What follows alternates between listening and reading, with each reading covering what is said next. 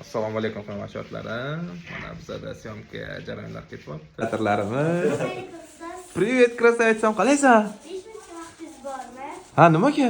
Iltimos yordam bering, men misolida. Olib kel, maylish. Syomka payti ham krasavitsa shogirdlarim misol so'raydi. 7 kara 9 ni bilmadingmi? Necha 7 kara 9? 3. Xo'p, buni oson usulda o'rgatishim kerakmi shunda? Xo'p, kim berdi bu savolni? Ustoz. Ustoz berdi. Bo'pti, qara, eng oson usulda o'rgataman.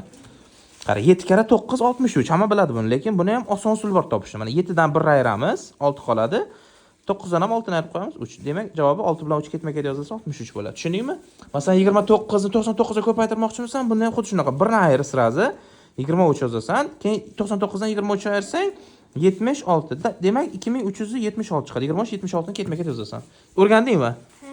Demak, qara, oxirgisini 180 38 ni ham 999 ga ko'paytirsang, shundan 1 ayirasan, 137 yozasan. Bundan ham 137 ni ayirsang, tamom. Shu bilan 8 6 2. Bu degani 137 862 chiqadi. Tushundingmi, krasavitsa? Qara, endi bittasi arzimaydi. Bitta misol o'rgataman. Savol beraman o'rgatganim bo'yicha. 1234 ni ko'paytirgani 9999 ga og'zaki. Qani men kalkulyatorda hisoblayman ungacha. Qani do'stlar, bitta telefoning ber. Qani. Telefon birinchi tez hisoblaydimi yoki men krasavitsammi? Mana. Hop. 1234 ko'paytirilgan 999. Hop.